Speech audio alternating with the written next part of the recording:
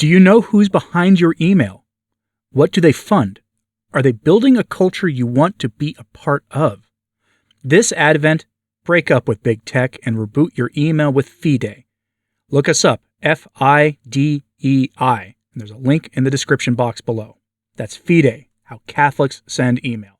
Thursday of last week, I reported on something Francis did that was uncharacteristic for him.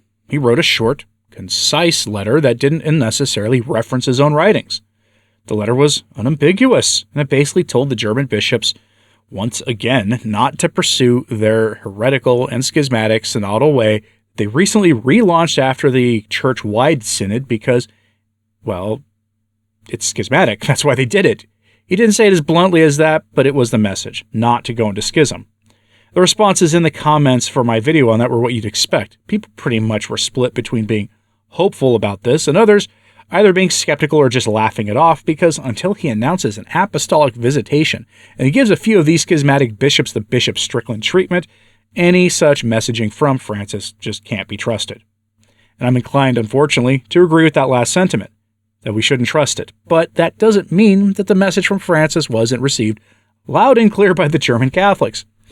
It was received, in fact, so clearly that it's already being rejected. In fact, it was rejected with lightning speed. And it's unfortunate but not unexpected. Today's story comes from katholisch.de, the official Catholic news arm of the German Bishops' Conference, with this headline: "The Church can only meet people credibly through change." The article was published Wednesday night, and it was the fastest, most immediate response we've seen yet from the German Bishops' Conference to Francis's constant refrain of demanding that they not pursue change in the church without the rest of the actual church. The context here is important. The German bishops have been meeting since 2019, that long, and plan to keep meeting until 2026. That's longer than a lot of ecumenical councils have met. Their goal is to use the Ted McCarrick situation in the church, that situation where all too many priests were the spiritual sons of Ted McCarrick and Maciel and others like them, and did awful things to people that you can't speak about on platforms like this one. And the German bishops are planning on using that situation to force radical reform on the church on matters of who can be ordained, the morality of the flesh, and church governance, none of which has much to do with those problems. Francis told them to slow down and not pursue reforms that the church can't actually embrace, saying such movements threaten the unity of the church. Which means he's accusing them of being schismatic. On Wednesday, we get this response from the German bishops through their news site. Quote, "It cannot be glossed over. Pope Francis looks with concern at the Synodal Committee, and especially at the Synodal Council, which he sees as, quote, not in harmony with the sacramental structure of the Church. He made this clear once again in his most recent letter on the German reform process. When he now suggests that the Church in Germany go out and meet people, especially those on the margins, as an antidote to the flood of committees and self-centeredness when discussing the same topics, it almost sounds romantic. But does it actually resonate with them? Many people, including those on the fringes, no longer want to meet the church at all. They ask themselves why the Catholic Church is often still such a power apparatus in which a few decide everything, even small things, and why sweeping away Ted McCarrick problems has no consequences, or often only after many years. They demand that the church first get its own shop in order. This was shown not least by the church membership survey the KMU published in Germany last week." End quote.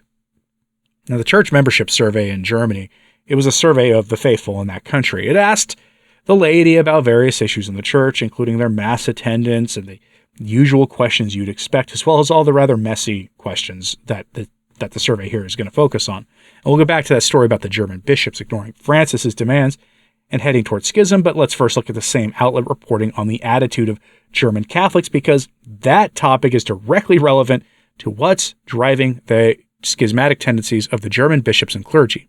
So, headline from Katholisch: "Dramatic numbers. This is how things stand with the faith and the church in Germany." The picture isn't pretty. To call the Catholic Church in Germany is a bit of a misnomer because, frankly, the virtual apostasy we see all throughout the church in the West is far more pronounced in Germany than maybe anywhere else. Quote, "At the end of September, the cartoonist Thomas Plassmann posted a cartoon on Facebook about the situation in the Catholic Church. In the drawing, behind extremely sparsely occupied pews, you can see a priest and 2 altar boys sitting next to the altar and looking at the believers in the rows in front of them. A thought bubble hovers over the clergyman. Shocking, so few. One of the altar boys sitting next to him, however, is less pessimistic about attending the service. Amazing, so many more, says his thought bubble. In doing so, Plossman was, as it were, anticipating the results of the 6th Church Membership Survey, KMU, of the Evangelical Church in Germany, published on Tuesday. The representative study, in which the Catholic Church took part for the first time since the first survey in 1972, and in which Catholics were surveyed for the first time, shows the situation of the churches in the Federal Republic and the religiosity of the population, namely a similar picture to that in the cartoonist drawing. The ranks in the churches have thinned out significantly and are continuing to thin out, and religiosity is also declining. But a few people still remain loyal to the churches and are not indifferent to faith and religion. So far, so expected, one might think. After all, the dramatic erosion process of the 2 former national churches has already been extensively documented through various surveys and studies in recent years. Katholisch.de has also reported in numerous articles about the loss of trust, particularly in the Catholic Church, and the declining ecclesiastical and religious commitment of the population. Most recently, at the end of September, a survey by the Opinion Research Institute YouGov showed that every second Catholic Church member in Germany never attends a church service. Let that sink in for a second. Nevertheless, the SME delivers under the key question title, How do you feel about the church?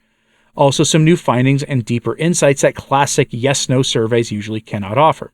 In addition, with dramatic figures, it once again demonstrates in a new and impressive way the advancing secularization in Germany and the associated loss of importance of the churches. End quote.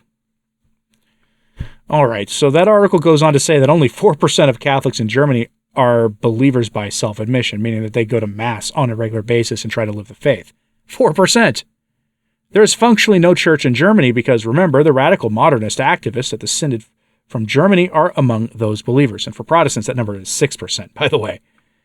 So these are people who hold to radical heresies that reject the authority of the church and represent a secularization of the faith and population.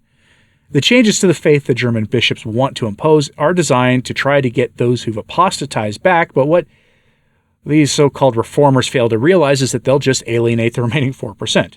Hopefully that 4% just start going to Mass with the SSPX or FSSP or the Institute of Christ the King Sovereign Priest and other groups that can more easily ignore what the apostate bishops are doing. Now, this attitude of trying to win back those who left through secularization of the faith is evident in the remainder of that short first article. So here we go, back to it. Quote, the reason why we are always discussing the same issues that the Pope criticizes is because they still need to be discussed, because there is still no comprehensive willingness in the Church to deal with them, even though they are becoming more and more urgent. One can criticize the establishment of further committees and think whatever one wants about the specific form of the synodal committee or the planned council. The Church in many countries will increasingly find it difficult to convey its message of God's humanity to society if it does so. Structures are not subjected to critical review. Based on the findings of the Ted McCarrick problem, the synodal path started with this maxim and made corresponding proposals. This has nothing to do with self-centeredness, but is necessary to help the Church regain credibility in its efforts at evangelization, or whatever you want to call it. Many of the delegates to the World Synod also recognize this. As sad as you might think it is, simply telling people something about Jesus, as certain circles imagine, will no longer be enough to convince them. End quote. Secularism is too strong a force, I guess, for Catholicism, is what they're kind of saying here. The entire argument they make rests on the notion of regaining credibility. Credibility with whom, precisely? The world and those who have abandoned the faith in favor of the world? The attitude in the survey of former believers is that they believe they no longer need religion of any kind in order to thrive. I know, because I read the survey.